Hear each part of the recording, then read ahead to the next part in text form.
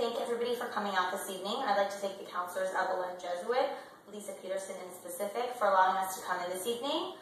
So tonight we're going to be doing a scoreback presentation in regards to a follow-up that we did at the school. This past November, we actually ran a practice mock SAT as well as a practice mock ACT at the school. We had about 45 students come to each of the exams. We were really impressed with the registrations. And tonight we're just going to kind of go through the college admissions process, explain what standardized testing is in general, the differences between the SAT, the differences between the ACT exam. We're going to talk a little bit about the PSAT. As well, we're going to kind of go into the score reports at the end of the presentation where we can individually answer questions amongst the students and parents, and just kind of show you how to read through the score report and give you somewhat of a consultation so you can see how your students did on the exam. So I'm going to actually start off by discussing a little bit about what the difference is from the PSAT to the SAT. So the biggest difference that you're going to be experiencing from the PSAT to the SAT exam is going to be the length. As we said before, the PSAT exam takes a total of about 2 hours and 10 minutes, whereas with the SAT exam, it's going to be about 3 hours and 45 minutes. So it's almost double the amount of time that you're going to see the differences between those exams. The other difference is that the SAT is going to be slightly harder. You're going to have a little bit more, questions. The difficulty level of those questions are going to be a bit more difficult. But actually about 95% of what is on the PSAT will actually be translated over to the SAT. So there's not too much of a difference between that besides the length and time. And then the last thing is that the SAT does contain a 25-minute essay. That is not optional for students. They do have to take it as part of the exam. So again, with PSAT, you didn't have the essay section, and then you're also going to have almost double the amount of time for the entire exam.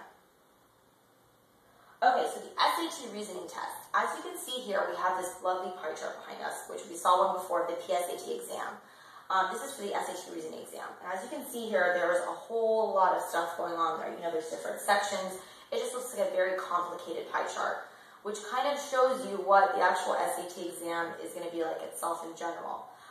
So what we have with the SAT reasoning test here is you're going to have 3 sections of the math.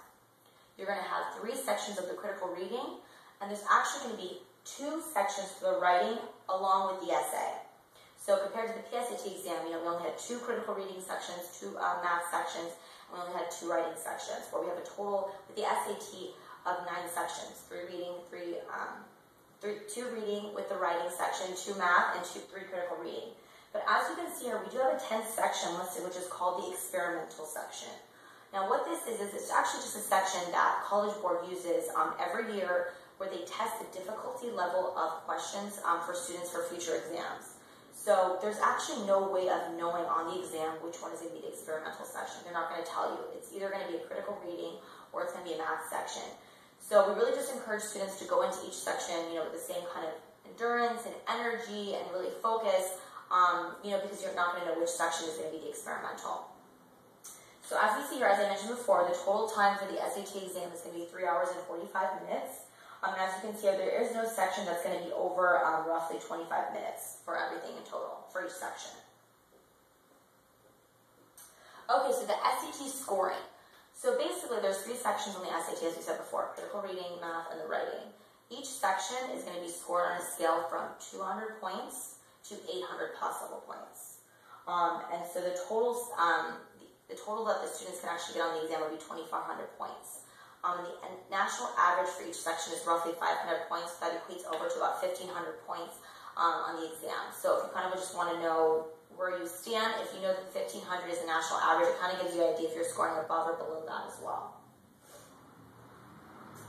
Okay, so the SAT scoring. So this is going to be a little bit different than the PSAT, just because similarities are a little bit different. So there's going to be 1 raw score point gained for every question that a student answers correctly. So you get 1 point.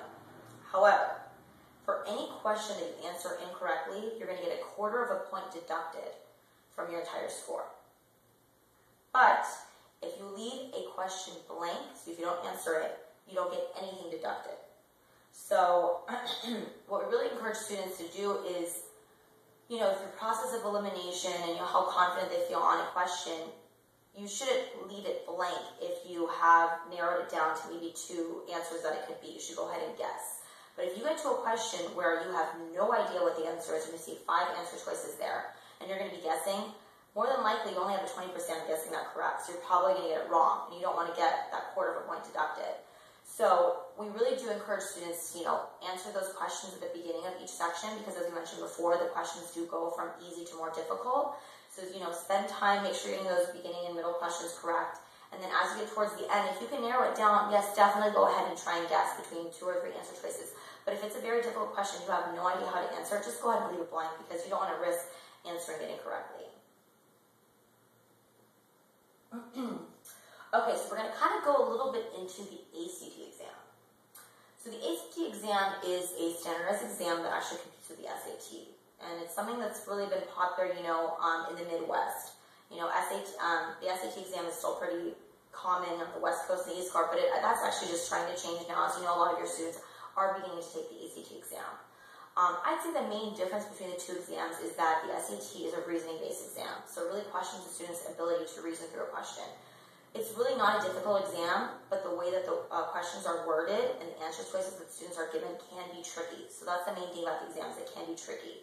So you have to be able to, figure out things and really just reason through it.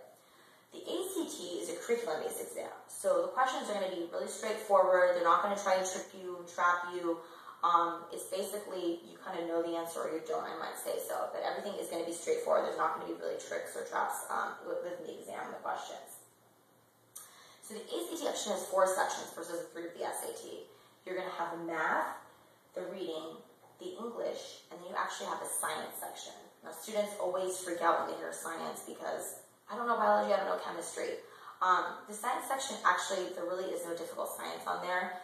They give you multiple equations on there, and all the information that you need for all the answers are actually going to be in the passages and the charts and the graphs that they give you, and in the questions as well.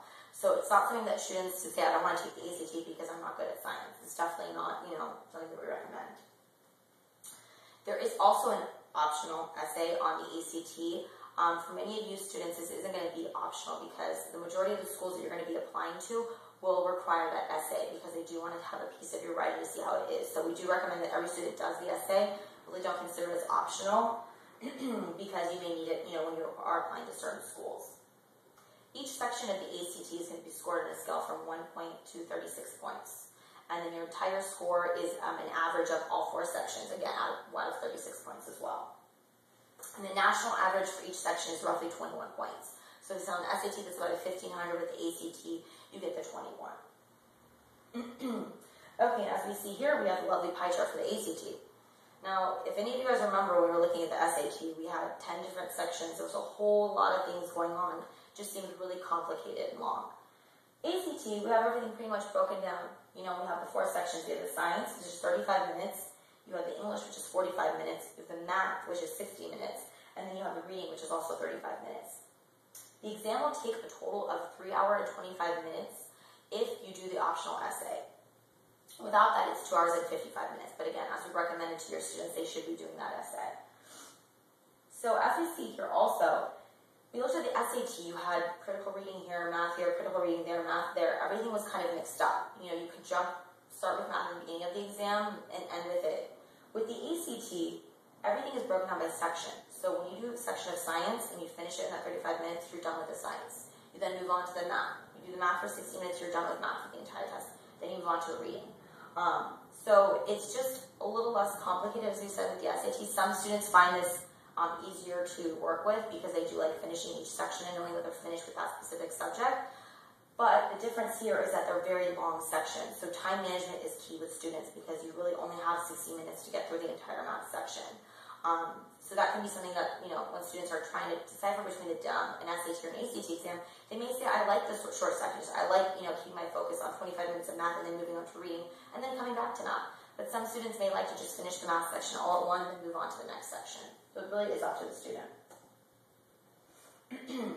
Okay, as we mentioned before, we did talk about the PSAT, the SAT, and the ACT.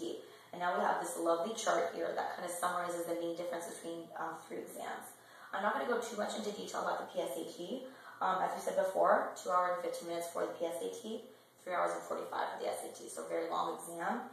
And we said 3 hours and 25 minutes for the ACT if you do the optional essay, which we're not really going to consider optional. PSAT has no science section, and neither does the SAT. So there's no science on there. Where you do have the science reasoning section on the ACT. VSA does not contain any trigonometry, as well as the SAT, but there is a few questions of trigonometry on the ACT exam. Not too many, but there is going to be some on there. The SAT does include an essay. The ACT has the optional essay, but as we said before, we're really going to encourage the students of the school to take that essay. Main thing, there is a guessing penalty on the SAT, whereas the ACT, there is not a guessing penalty. So for students that answer any question wrong, or if they leave a blank, they're not going to get anything deducted from the total score. So we really do encourage students with the ACT to go ahead and guess, because chances are maybe you could get it right. And if you don't, it's not a big deal. Even if you left it blank, it'd be the same thing. SAT, math accounts for about 33% of your score, whereas on ACT accounts for about 25% of your score. So that could also be another factor that might help you decipher between the two. SAT, as I mentioned before, each section, the questions are arranged from level of difficulty from easy to hard. So you have the benefit of knowing you're going to get the easier questions at the beginning, getting those correct, and you're going to end with the more difficult ones. ACT, the questions are kind of mixed in there. You could start off with a medium level question, then move on to a hard one, back to an easy. You don't really have the benefit of knowing which one you're going to begin with in each section. Again, big difference, content-based, curriculum-based for the ACT. SATs are reasoning-based. So more tricks and traps, really not that difficult of an exam. And as I said before, the ACT, you have the time crunch because you finish with the sections and you're done. With the SAT, it's just a long exam and the questions can be worded very difficult with a lot of tricks and traps. Okay, so now I'm going to briefly talk about just SAT subject tests.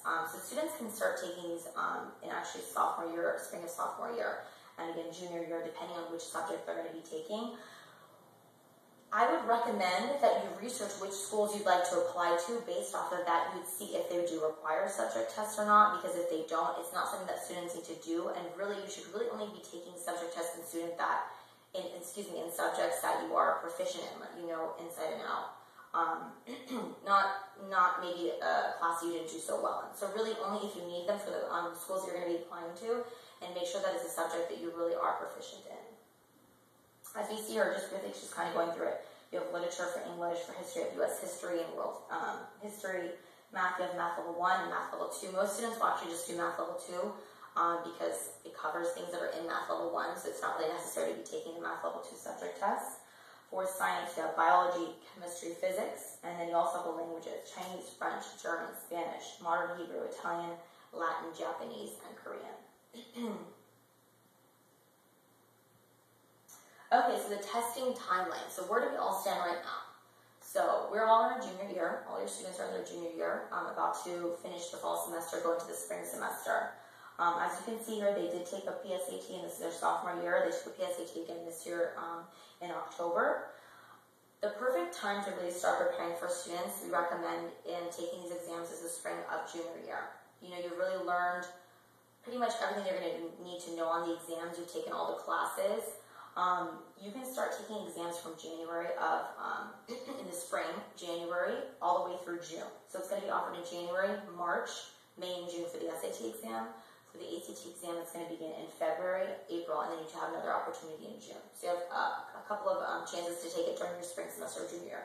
And you actually do have an opportunity again in the fall of your senior year to retake these exams. So maybe you take it once or twice in junior year, you're really that happy with your scores, you want to get a bit more preparation and practice in, and take it again in the fall of your senior year.